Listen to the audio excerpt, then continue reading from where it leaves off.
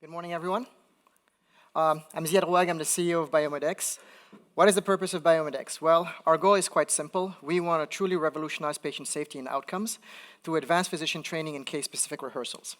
My own background, 25 years in the medical device industry, mainly in California originally, working for the larger companies, the Guidance, Abbott's, and so on. And then beyond that, several startups with multiple acquisitions. I'm a clinical guy by background, ran a lot of trials, helped develop a lot of medical devices, and built a lot of training programs. Hence, the interest in BIOMODEX originally when I was approached by the company a few years ago. So who's BIOMODEX? Well, we look at ourselves as a digital health company. We are originally based in Paris. We are growing rapidly in the US, so we set up shop a couple of years ago in Boston to be able to meet our client needs in Boston. We do both training and patient-specific rehearsal. Our solution is truly first of a kind. We're quite unique. The systems that we sell, which are biohaptic simulators, are very light, very portable, all designed for the industry and physicians. Systems are easily movable. And we are, of course, telemedicine ready. So our Boston facility and our Paris facility. Why do we do what we do? Well, we live in a world of outcomes. There's a lot of level of competition between hospitals. Referral patterns are really important for revenue, and patients are quite selective. So outcomes are quite critical to hospitals and to physicians. And hospitals do target and do measure their outcome, their service quality, and costs. Today, medical errors are one of the major leading causes of death and morbidity in the US and worldwide. And medical errors have many, many options, obviously, surgical, diagnostic, and device failures. We as BIOMODEX focus on two types of medical errors: lack of adequate training and lack of patient-specific rehearsal. What's available out there? And that's really why I took the job initially. There is really no true, real haptic models that people can use. There are cadavers. Obviously, it has its limitations. There are animal studies, a lot of bioethics around that. Silicone models nowadays have become quite archaic and are not representative of tissue modeling. And virtual models, which are actually quite good today, but however, do not provide any haptics, which physicians really need. So to develop a real, true haptic system, you need, for surgical simulation, a component which is haptics. We primarily work in transcatheter technologies. So those particular technologies need the physician to feel exactly what's happening in the body when they're going in with catheters, hence the haptic need. Additionally, you need accurate anatomies and complex niveting. Most transcatheter procedures include a combination of fluoro, TEE, and now increasingly ICE. So BIOMODEX today is a unique digital solution that provides actually the need and covers all of those previous elements: the haptic component, the true anatomy, and all the navigation and imaging elements. How do we do this? Well, we are leveraging three core proprietary technologies. Something called in vivo tech, which is an algorithm that allows us to mix materials in a way to mimic actual tissue. We can represent valves, calcium, soft tissue, whatever is effectively needed for a particular anatomy. We have something called ecotech, which allows us to incorporate in our models echogenic properties and increasingly ICE technology properties. And we have a variety of blood sims to mimic actually blood viscosity, flows, electrolytic properties. These are our three core technologies that we incorporate in all our biohaptic simulators. So at the end of the day, we end up with something called a holistic training and patient-specific rehearsal solution. We have the anatomical component, X, Y, and Z, traditional elements. Fourth dimension for us is a haptic feedback and flow dynamics, which come with the station in the model. And of course, we have a fifth dimension, which is the fluoroscopic and echogenicity, which represents the imaging component. So these three elements give us effectively what we call our 5 dimensions to develop realistic biohaptic simulators. So we go from 3D printing. We've set up our systems in such a way in terms of the sales world, and I'll talk a little bit about this later. We are set up effectively to receive DICOMs from our clients, whether medical device companies or hospitals, and within just a few days, we're able to deliver the cartridge so they can actually use the cartridge either for training or for case-specific rehearsal. Everything is done online. It's very easy. Think of us as the Amazon of the digital training.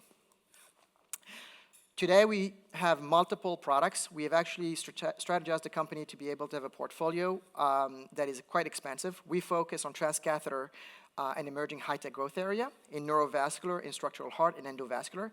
We have a number of products that are already out there and selling. The ones here in bold on the neurovascular side. That was our first franchise. Now we're working on structural. We have 2 products out already. The other ones are all in advanced development, and we have AAA. And we are actually on AAA and structural heart already selling those products using our advanced prototypes. In terms of competition, we are quite unique in what we do.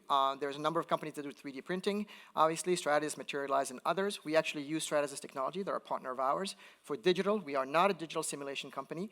We believe that digital and biohaptic can be actually combined to give even better results. And of course, you will see some of these 3D printing in hospitals. They're quite localized and quite limited.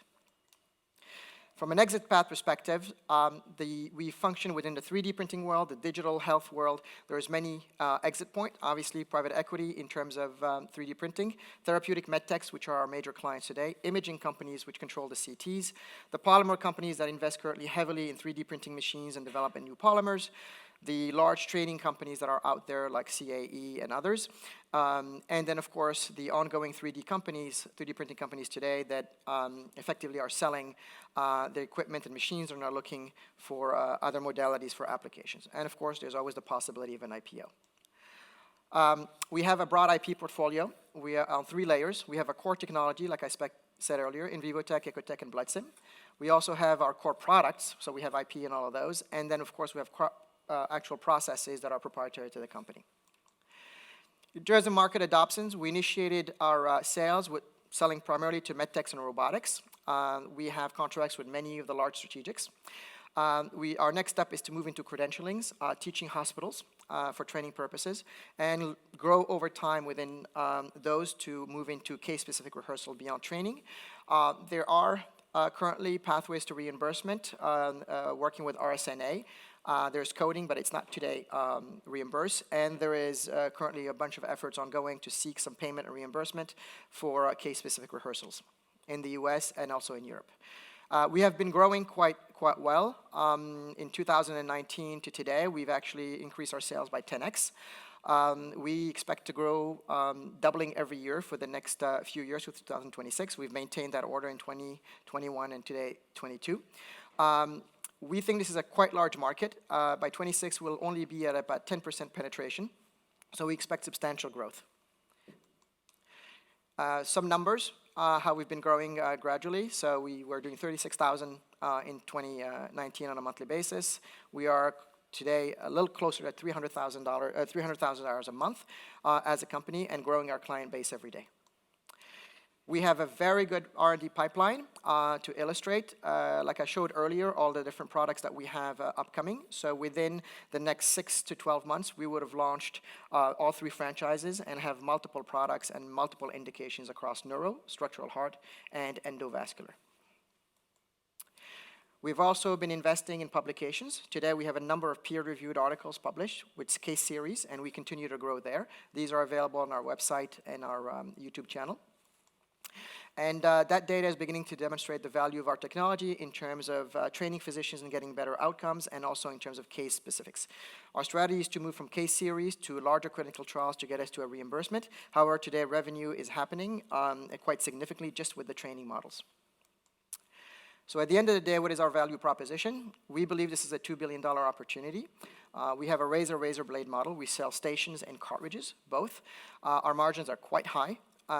We expect 2 to 3x annual growth. We've been maintaining that for the last 3 years. Our systems are highly scalable. It's 3D printing plus CAD work. We have a very light sales footprint. We sell to the medtechs and we sell to hospitals, and most of the ordering is done via internet through a bunch of portals. And for the training purpose aspects, we actually are not regulated, which is a little different what you'd see here usually, having spent most of my career developing medical devices. We have 19 million in from our French investors. We have 3.5 million from the French Investment Bank. We are today setting up a 5 million convertible note prior to our round B, and we are looking to raise 20 million with round B for expansion in terms of manufacturing and commercializations. We are working with a bunch of distributors globally to really move the business to a different level. And of course, finishing up our product portfolio and adding more products as clients come in. We have significant demand from many other companies to build models for them. And we expect to be profitable by the end of 2024. Thank you.